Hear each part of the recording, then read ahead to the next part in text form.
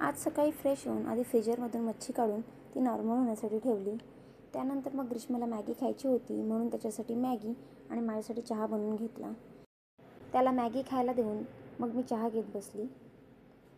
तुम्ही तिघेच राहता म्हणून हे सगळं जमतं. जॉईंट फॅमिलीमध्ये असल्यावर नाही जमत. एकत्र फॅमिली असली की जबाबदाऱ्या जास्त असतात किंवा कामंही जास्त असतात असं काहींना वाटतं. पण ॲक्च्युली तसं काही नाही. जबाबदाऱ्या सगळ्यांना तेवढ्याच असतात आणि कामही तेवढीच असतात. ते काही कोणाला सुटलं गेलेलं नाही आहे. आत्ता माझा नवरा जॉबला गेलेला असतानाही माझ्या दोघांसाठी आम्हाला तेवढंच जेवण बनवायला लागतं आणि तो असल्यावरही तेवढंच. किंवा आपण जॉईंट फॅमिलीमध्ये असलो तरीही आपल्याला तेवढंच बनवावं लागतं. त्यामुळं कामंही सेम असतात आणि जबाबदाऱ्याही सेम असतात. मलाही मुलाचा त्याच्या आवडीनुसार नाश्ता, त्याचा अभ्यास हे सगळं घ्यावंच लागतं. ते म्हणतात ना, आवड असली की सवड मिळतेच. तेच खरं आहे. जेव्हा आपण स्वतःसाठी वेळ काढायला शिकतो तेव्हा आपल्याकडे तक्रार करायला वेळच नसतो.